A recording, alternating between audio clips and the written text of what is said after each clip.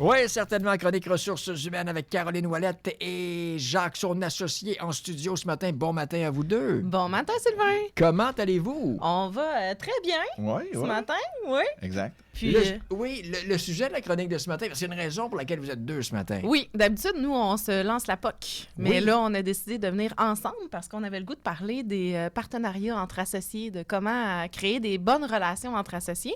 Fait qu'on va partager quelques trucs, mais aussi quelques enjeux, soit de nous, soit de ce qu'on voit sur le marché. L'avantage que je vois, le premier, tu l'as dit, on se partageait la POC. Donc, on peut se partager les responsabilités. Parfois, c'était toi en chronique, parfois, c'était Jacques. Et c'est comme ça pour toutes les tâches de l'entreprise. Exact.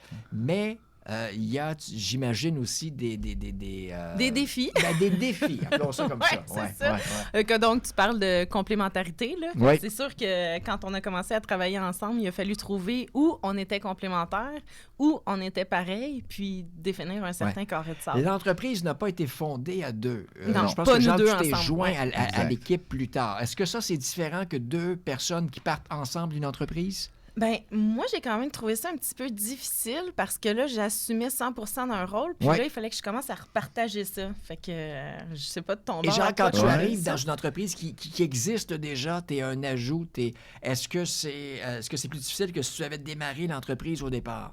Ah mon Dieu, les difficultés, c'est certainement pas les mêmes. Je dirais pas plus difficile, je dirais différent. Parce Ouais. qu'on a besoin des fois de justement réfléchir à une espèce de partage.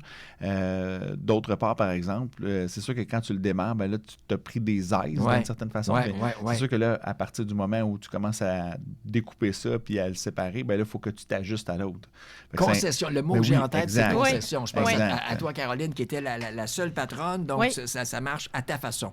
Quand tu as un associé, ben là, il faut s'asseoir. Il faut choisir ensemble, ça va être quoi Exact. l'orientation? Parce Ouais. que oui, je peux avoir aimé faire des choses, je peux avoir orienté l'entreprise d'une certaine façon, mais lui, il a sa couleur, il a ses compétences, il a ses expertises, fait que c'est sûr que ça demande de se réorienter ensemble. Oui. Mais un nouveau venu qui arrive comme ça quand l'entreprise est déjà lancée, en même temps, ça apporte du sang neuf. Exact. Ça amène, j'imagine, une énergie nouvelle. Ça Exact. crée des choses. Ça crée des Ouais, choses. ça crée pas mal de choses. Donc, les conseils que vous avez là, pour ceux qui pensent à se lancer en affaires avec un associé ou d'intégrer un associé dans l'entreprise. Mais- Des choses à faire et à ne pas faire. Oui, ben, dans les choses à faire, certainement, en tout cas, au-delà de toutes les choses traditionnelles, dans le fond, en lien avec l'organisation, le travail lui-même, il y a entre associés apprendre à se connaître. Connaître son Ouais. associé, comprendre comment la personne elle est, son caractère, être capable d'échanger pour éventuellement avoir une base de confiance.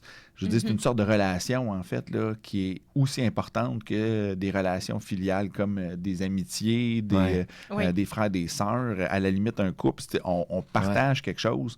Puis si on n'est pas capable de justement se parler et d'échanger, puis de savoir l'autre est comment, puis d'établir une base de confiance pour être capable de le faire, tout le reste va être plus difficile. là. Exact. C'est comme un bébé, dans le fond, l'entreprise. Puis Ouais. là, ben, il y a un paquet de parents ou 2-3 parents ou un, tu sais, comme là, nous, on est comme 2 parents, papa, Ouais, maman. ouais. Fait que c'est sûr que dans Ouais. ce temps-là, on doit clarifier les choses parce que même les employés, des fois, peuvent Ben, être c'est portés ça. à C'est là que je voulais aller moi. d'un côté plus que On va l'autre. parler là. des enfants. Ouais, Tu sais, ouais. je pense à un homme, une femme qui a un nouveau conjoint qui Ouais. arrive dans la famille. Ouais, Là, ouais. on doit le présenter aux enfants. tout ça. Est-ce que c'est un petit peu le même principe, là, de le présenter aux employés, Ouais. le nouveau patron? Là? Nous, c'est sûr qu'on a eu la chance de travailler quand même 1 an et demi ensemble avant d'officialiser le OK. partenariat. Fait que les gens le connaissaient quand même.